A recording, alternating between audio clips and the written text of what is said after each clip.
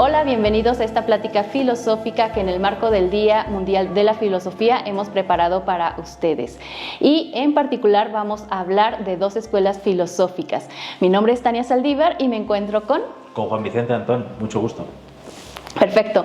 Pues hablaremos en particular de la escuela platónica y de la escuela de Confucio. Así que sin más vamos a comenzar definiendo qué es la filosofía. Sí, porque hay muchas formas de concebirla y muchas formas, cada quien puede tener su visión, pero nosotros nos estamos refiriendo a escuelas a la manera clásica, ¿no? Y justamente creo que esta manera clásica no es otra cosa que una manera muy práctica, ¿no? De una filosofía aplicada, de una filosofía para vivir, ¿no? Entonces, ¿yo cómo la concibo, no? Porque podemos hablar, por supuesto, de Platón, de Confucio, vamos a hablar ahora, pero desde mi experiencia, la filosofía es tratar de conocerme cada día un poquito más, tratar de extraer de mí, de sacar de mí eso bueno, eso bello, eso verdadero que yo creo que todos tenemos dentro. Muy bien, y en realidad este punto que tocas nos hace pensar un poco en la filosofía de otra manera, porque cuando alguien nos habla de filosofía, la concebimos como una forma aburrida, como una forma de a lo mejor muy intelectual. Todos se acordarán del profe. Yo me acuerdo perfecto de mi profe de filosofía, que además era todo un personaje, pero tenemos un rechazo natural a la filosofía cuando no la hemos entendido, porque en realidad somos filósofos de forma natural, ¿no? Porque nos hacemos planteamientos como quién soy, a dónde vengo y a dónde voy, ¿no? Que nos preocupan cosas que no todos lo sabemos, no tenemos todas las respuestas, por eso yo creo que es algo natural en el ser humano conocer, ¿no? Somos filósofos en el día a día y particularmente debemos de saber que todos los días podemos ser mejores, que eso es lo que nos da de alguna manera la filosofía.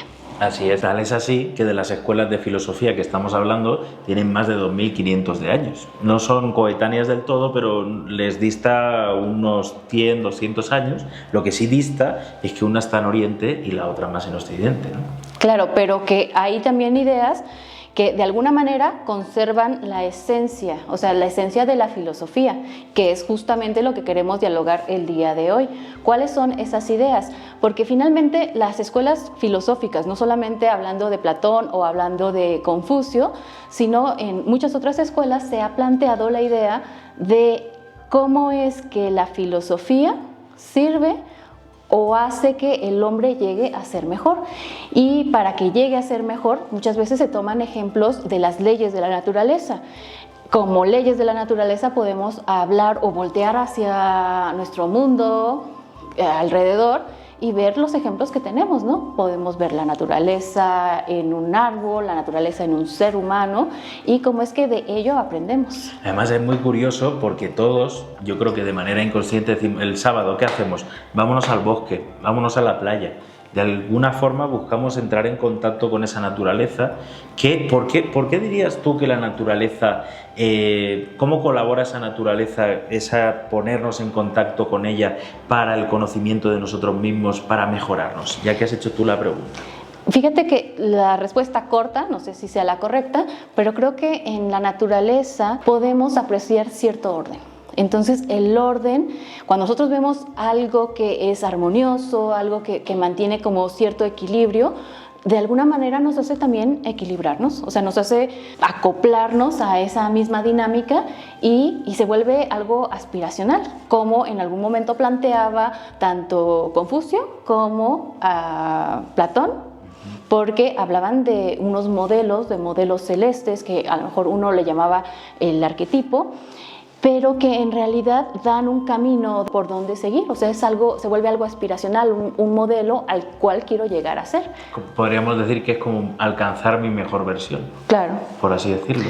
El problema, este orden mismo nos marca que en nosotros mismos tenemos tanto una parte positiva o negativas, sin decir que algo es positivo o algo es negativo, simplemente tenemos carencias y también tenemos potencias, o sea, como si fuéramos una macetita, sí, sí. Y en esa macetita tenemos semillas de todo, o sea, semillas a lo mejor de una planta que consideramos buena y también consideramos o tenemos semillas de una planta que no nos es de utilidad, que consideramos maleza, pero que al nosotros echarle agüita, darle abono, crecen. Entonces, la pregunta es, ¿qué es lo que alimento en mi vida?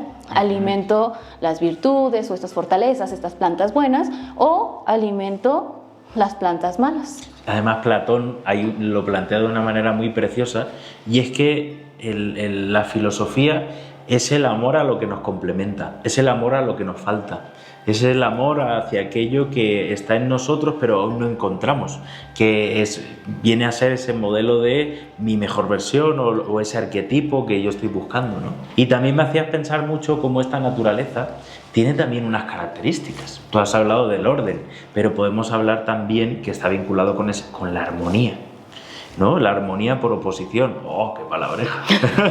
Pero en el fondo, ¿qué es? Estas plantitas que pueden parecer disonantes, ¿cómo tenemos el arte de armonizarlas? ¿No? De buscar que lo mejor salga.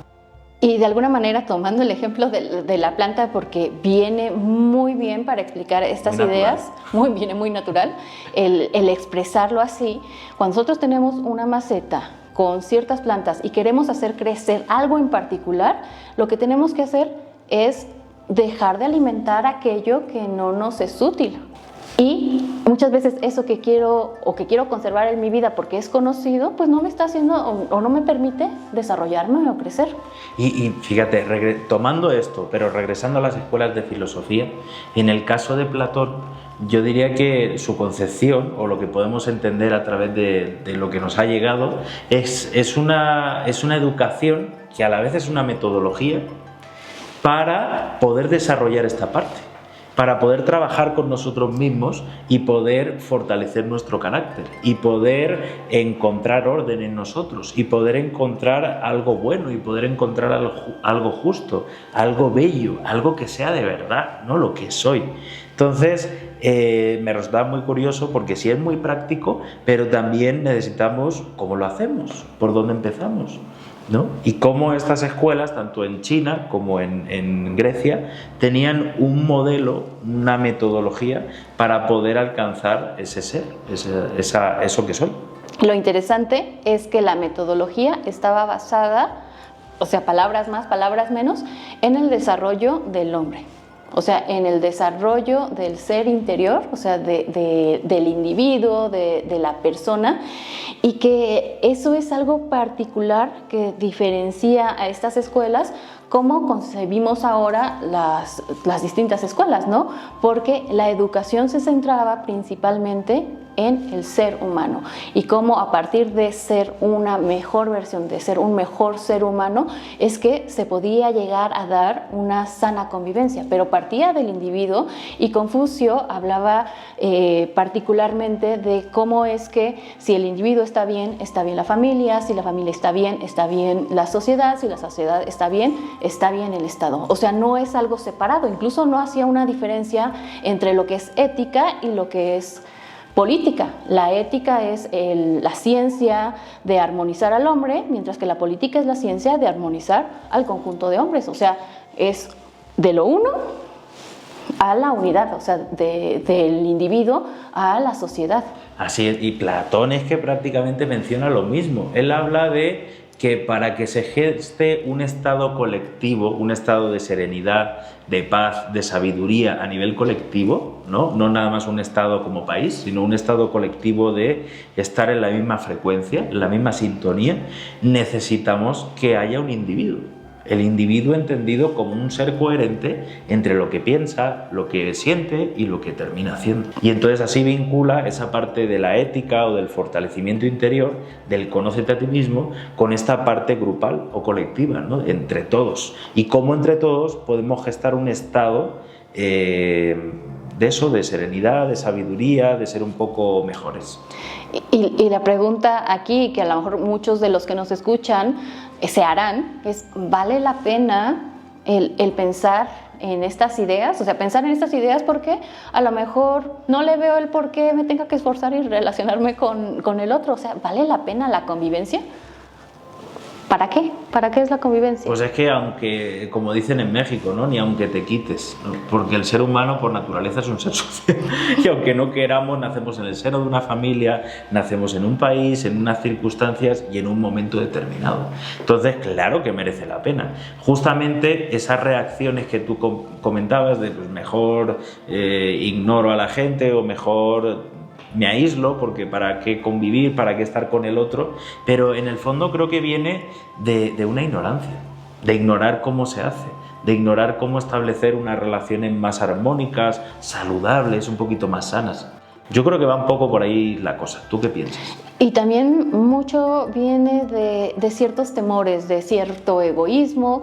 Creo que nos vivimos muy aislados, o sea, nos vivimos muy aislados porque está bien, o sea, porque es más cómodo estar en mi departamento, conectado a lo mejor a la computadora o viendo ciertos videos en TikTok, en Instagram, y pasa, ¿no? Pasa la vida y efectivamente pasa la vida y en algún momento nos damos cuenta que no estamos o no hemos alcanzado algún planteamiento, algún objetivo que nos hemos impuesto, más allá de a lo mejor laboral, académico, porque hemos dejado pasar la vida. Pero en realidad la filosofía nos plantea, o es una forma de cómo estar de una mejor manera en la vida. Así es, y en relación con lo que dices, ¿no? De mejor no convivo, mejor me aíslo un poco desde a mi forma de ser, pero ¿y sabemos convivir con nosotros mismos? ¿Sabemos estar en soledad? ¿Sabemos estar en silencio?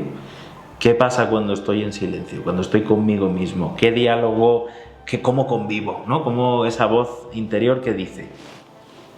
Correcto, o sea, correctísimo, porque primero, no sabemos convivir con nosotros mismos, o sea, somos muchas veces nuestros peores jueces, y cuando somos nuestros peores jueces, ¿qué esperamos hacia el otro? O sea, si nos juzgamos a nosotros mismos, ¿cómo es que podemos juzgar al otro y de una manera desmedida? O sea, podemos ser atroces.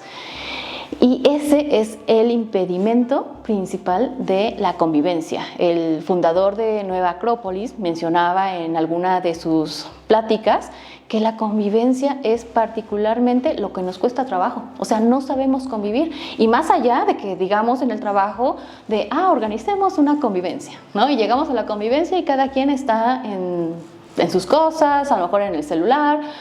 Y lo peor es que muchas veces de la convivencia salimos peleados, ¿no? Que llega a pasar en la familia, en el trabajo, pero la convivencia más allá de la palabra de estar reunidos físicamente, porque a eso hemos llegado, la convivencia es un convivir, un estar con el otro y estar desde una forma más clara, más tranquila, más conectada en verdad con el otro ser que tengo al lado, que tengo al frente. Y fíjate, es que como todo se relaciona, regresando a las escuelas de filosofía de Confucio y de Platón, en el fondo lo que trataban de vivir era eso, ¿no? Todos estos temas, estos ejemplos que estamos poniendo son de alguna manera una imagen clara de cómo hay un desconocimiento de cómo convivir conmigo, cómo convivir con los demás y cómo una escuela de filosofía tiene todo el sentido del mundo. Una escuela de filosofía donde uno busque educarse de manera completa, ¿no? En la forma en la que piensa, en la forma en la que siente, en la forma en la que se maneja en la vida, y esa educación integral u holística nos permite encontrar esas respuestas y vivirnos, fíjate más, de una manera muy natural, de una manera, lo que tú planteabas, conforme a esas leyes naturales, conforme a un orden natural. ¿Un orden natural de quién? Del ser humano. el orden natural de lo que significa ser un ser humano. Porque el ser humano por naturaleza es social y necesita convivir, porque el ser humano necesita tener una relación más sana y más íntima con uno mismo, ¿no? Necesitamos tener eso. Y cómo estas grandes figuras de la filosofía, como son Confucio y como son Platón, a través de sus enseñanzas tratan de mostrarnos pues un camino, un posible camino y una invitación a que cada quien, en la medida de lo posible y de lo que quiera, pues dé el primer paso y se ponga a recorrer. Y que de cierta forma, si no lo tenemos, no es posible. O sea, no es posible porque primero hay que trabajar en nosotros y en la medida que uno trabaja en sí mismo, puede también conectarse con el otro. Si lo vemos de esta manera, son los ejemplos que encontramos. O sea, hablábamos de la naturaleza, pero veamos el orden del cosmos, ¿no? O sea, estamos en la Vía Láctea, fascinante, y lo veamos o no, lo tenemos en nuestro propio cuerpo. Entonces, ¿cómo es que tanto arriba como abajo, a nuestro alrededor, está presente? Y lo que hacemos es sumarnos a ese mismo orden. Por eso nos inspiramos al ver las estrellas, nos inspiramos al ver los ejemplos de la naturaleza, porque hay un orden que podemos ver externo, pero que nos mueve de forma interna y que nosotros podemos llegar a eso o aspiramos llegar a eso en la medida que nos estamos reflexionando a nosotros mismos. Tal cual. Y esto es muy interesante, ¿no? Platón plantea dentro de sus enseñanzas que el alma reconoce cuando hay un orden bello, cuando hay algo bueno, cuando hay algo justo. Entonces él plantea que el alma tiene como unas alitas pequeñitas y cuando ve una puesta de sol o cuando ve un gesto bueno o cuando ve una situación justa o que nosotros somos justos, entonces las alitas se agitan, ¿no? Y por dentro, de manera muy natural, reconocemos eso, que no nada más está afuera, ¿no? Sino que se conecta eso de afuera y eso de adentro. Okay, me gustó la imagen de la salita. Pensé en una mariposa primero y después en un perrito moviendo la colita, porque cuando ve algo que le es agradable, hace este movimiento, ¿no? Entonces, así somos, nos mueve. Estos ejemplos que decimos son modelos, pero en realidad eso que yo veo es alcanzable también para mí. O sea, si lo puedo imaginar, si lo puedo, no sé, sentir, de alguna manera me lleva a eso. Así es. Entonces, haciendo un poco recap de todo lo que hemos visto hoy, hemos hablado de una concepción de la filosofía, ¿no? Dentro de las muchas que hay, pero es una filosofía clásica, es una filosofía práctica, es una filosofía para vivir, donde ha habido diferentes escuelas de filosofía en todo el mundo. Hemos rescatado dos, Confucio y Platón, pero los mayas, en Egipto, en India, encontramos escuelas de filosofía y cómo estas escuelas de filosofía lo que proponían era un método para uno realmente conocerse a sí mismo, para poder educir de uno lo mejor y no nada más quedárselo como un bien para mí, sino cómo lo pongo al servicio de los demás, cómo me vinculo con lo otro, con la otra edad, podríamos decir, ¿no? Con el otro, con el que tengo al lado. Que podemos tener ideas diferentes, podemos pensar distinto, podemos tener gustos distintos, pero habrá algo que nos una, ¿no? Entonces yo me llevo esas ideas también. Pues creo que ya lo has dicho todo. Ese es el fin de la filosofía, que lo que nosotros podamos apreciar en la naturaleza, en el pensamiento de estos filósofos que de alguna manera ya se han planteado estas ideas, pues nos sirven a nosotros para dar continuidad, ¿no? Porque finalmente estas ideas que estamos hoy trayendo a colación no son ideas que nos estamos inventando ahora, o sea, son ideas que han movido a la humanidad en el tiempo y que probablemente o muy seguramente seguirán moviendo a la humanidad en el futuro. Es esta imagen, ¿no?, de que el fuego es el que permanece y va pasando de lamparita a la lamparita, se gasta el aceite, se rompe, pasa con el tiempo, pero como esa llamita se perpetúa y va pasando de una lamparita a otra, ¿no? Pues con esa imagen creo que vale la pena quedarnos.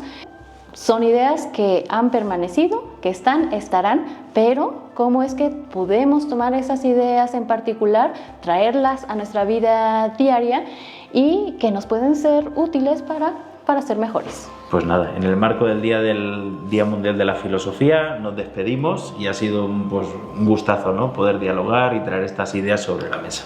Claro, y agradecer la atención a esta charla. Esperemos que sean de utilidad y que puedan aplicarse a su vida cotidiana. Muchas gracias.